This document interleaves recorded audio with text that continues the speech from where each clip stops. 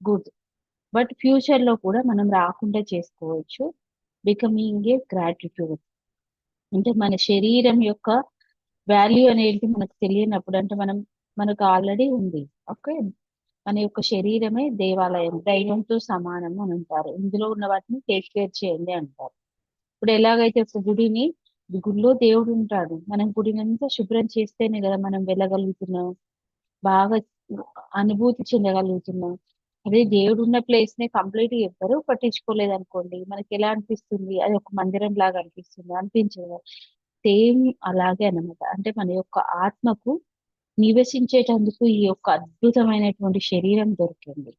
ఆ శరీరం ద్వారానే మన యొక్క కర్మ అనండి, మన యొక్క అనుభూతి కానివ్వండి, ఏదైనా అనుకోనివ్వండి.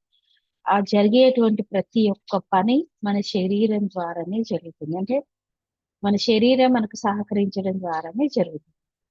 సో, దాన్నే ఈరోజు మనం చూద్దాము. ఎందుకు ఇంపార్టెంటు అనేది. ఓకే అండి.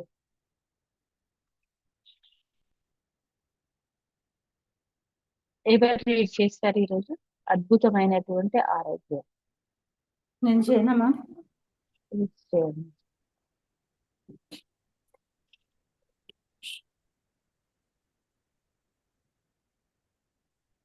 అద్భుతమైన ఆరోగ్యం. ఆరోగ్యం ఆరోగ్యమే అన్నింటికన్నా ఉత్తమ సంపద. వర్జిల్ క్రీస్తు పూర్వం 70 క్రీస్తు పూర్వం 19 రోమన్ కవి. మన జీవితంలో మనకి అమూల్యమైనది ఆరోగ్యం అయినప్పటికీ మనం దాని గురించి పెద్ద శ్రద్ధ పెట్టము.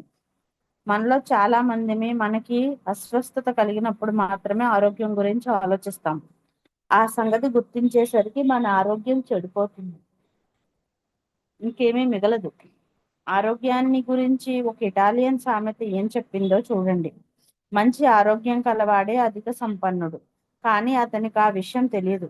మనం కులాసాగా ఉన్నప్పుడు మన ఆరోగ్యం గురించి అసలు ఆలోచించం, కానీ జలుబో జ్వరము లాంటి చిన్న చికాకు వచ్చినా మరి కాస్త సుస్థి చేసి పక్క మీదకి ఎక్కినా కూడా మనకి త్వరగా నయం కావాలనే కోరుకుంటాం, కానీ మరి ఇంకేమీ ఆలోచించము. మనం పై ఆరోగ్యం మనకు ఒక బహుమానాన్ని మనం ప్రతిరోజు ఆరోగ్యం అనే మనకొక బహుమానం. ఆ బహుమానాన్ని మనం ప్రతిరోజు అందుకుంటూనే ఉంటాం. మనం అందుకుంటున్న అన్ని అంశాలకు కృతజ్ఞులమై ఉంటాము. ఆరోగ్యానికి కూడా ఎప్పుడూ కృతజ్ఞతగానే ఉండాలి. అట్లా కృతజ్ఞులమై ఉంటేనే మనకు మరింత ఆరోగ్యం అందుతూ ఉంటుంది. గుర్తుపెట్టుకోండి, ఎవరైతే ఆరోగ్యం పట్ల కృతజ్ఞులై ఉంటారో వారికి మరింత మంచి ఆరోగ్యం దక్కుతుంది. ఎప్పుడూ ఎవరికైతే తమ ఆరోగ్యం పట్ల కృతజ్ఞత ఉండదో వారు ఉన్న ఆరోగ్యాన్ని కూడా పోగొట్టుకుంటారు. ఆరోగ్యవంతమైన జీవన శైలి ఎంచుకున్నప్పటికీ అనారోగ్యం పాల్పడే వాళ్ళ మనకి తెలుసు.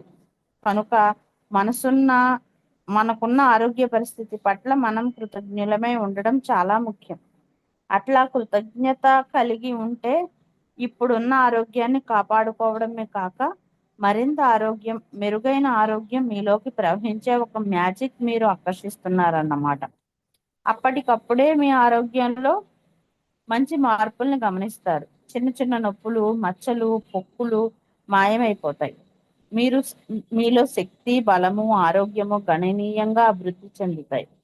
రోజువారీ కృతజ్ఞత అభ్యాసాలతో మీ కంటి చూపు, వినికిడి శక్తి తదితర ఇంద్రియ జ్ఞానం కూడా మెరుగవడం చూస్తాం. మీ శరీర అవయవాలన్నీ చక్కగా పనిచేస్తాయి. ఇదంతా కూడా ఒక మ్యాజిక్ లాగే జరిగిపోతుంది.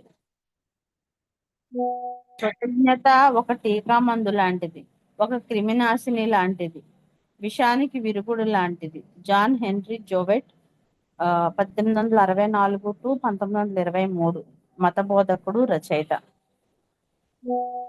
మీరెంతగా మీ ఆరోగ్యానికి కృతజ్ఞులై ఉంటారో అదే ప్రమాణంలో మీ ఆరోగ్యం మెరుగవుతూ ఉంటుంది. మీ ఆరోగ్యానికి మీరెంత కృతజ్ఞత రాహిత్యంతో ఉంటారో అది అంత దిగజారిపోతూ ఉంటుంది. దిగజారుతున్న ఆరోగ్యం అంటే మీ నిరోధక శక్తి, రోగ నిరోధక శక్తి, బలం, ఉత్సాహం, ఆలోచనలో స్పష్టత మొదలైన శారీరక మానసిక శక్తులన్నీ సన్నగిల్లిపోవడం అన్నమాట. మీకున్న ఆరోగ్యం పట్ల మీకు కృతజ్ఞతాభావం ఉండడం వల్ల మీకు మరింత మంచి ఆరోగ్యం సమకూరుతుంది. అంతేకాక అనేక ఒత్తిళ్లు కూడా అధిగమిస్తారు. శారీరక మానసిక ఒత్తిళ్లే అనేక వ్యాధులకు మూల కారణమని శాస్త్రవేత్తలు కనుక్కున్నారు. అంతేకాదు, తమకిప్పుడున్న ఆరోగ్యానికి కృతజ్ఞులై ఉండేవారికి జబ్బులు కూడా త్వరగా తగ్గుతాయని, అందరికన్నా 7 ఏళ్ళు ఎక్కువ బ్రతుకుతారని కూడా అంటారు. మీకు ఇప్పుడున్న ఆరోగ్య పరిస్థితే మీలో ఉన్న కృతజ్ఞతా భావానికి సూచిక. ప్రతిరోజు మీకు అద్భుతంగా ఉంటుంది. మీకు బ్రతకడం ఒక బరువుగాను, నిరంతర శ్రమగాను ఉండి మీ వయసు కన్నా వృద్ధులైనట్లు అనిపిస్తుంటే మీ ఆరోగ్యం సన్నగిల్లిపోతుందన్నమాట. ఇట్లా ఉత్సాహం తగ్గిపోవడానికి ఒక కారణం కృతజ్ఞతారాహిత్యమే. అయితే మీరు కృతజ్ఞత యొక్క మ్యాజిక్ శక్తిని ఉపయోగించుకుంటే ఇదంతా కూడా మారిపోతుంది. మేము పైకి స్క్రోల్ చేయాలి. మ్యూట్లో ఉన్నారు మ్యామ్. ఆరోగ్యానికి సంబంధించిన మ్యాజిక్ అభ్యాసం. మీ శరీర ఆరోగ్యం గురించి ఈ క్రింది విషయాలు చదవడంతో ప్రారంభించండి. మీ శరీరంలోని ఒక ప్రత్యేకమైన భాగం గురించిన వాక్యాలు చదివి కళ్ళు మూసుకొని మళ్ళీ వాక్యాలను మననం చేయండి. అంతసేపు ఆ అవయవం పట్ల కృతజ్ఞతా భావం కలిగి ఉండండి. మీరెందుకు ప్రతిరోజు ఆ అవయవానికి కృతజ్ఞులై ఉన్నారో తలుచుకున్నప్పుడు ఆ కృతజ్ఞత ఇనుమడిస్తుంది. ఆ విధంగా మీ కృతజ్ఞతాభావం గాఢమైన కొలది మీకు వచ్చే ఫలితాలు ఆశ్చర్యకరంగా ఆనందదాయకంగా ఉంటాయి. మీ కాళ్ళను గురించి, పాదాల గురించి ఒకసారి తలుచుకోండి. అవి మీ జీవితంలో ముఖ్య రవాణా సాధనాలు. మీరు మీ కాళ్ళను, పాదాలను ఎన్ని విధాలుగా ఉపయోగిస్తారో ఆలోచించండి. నిలబడడానికి మీ శరీరాన్ని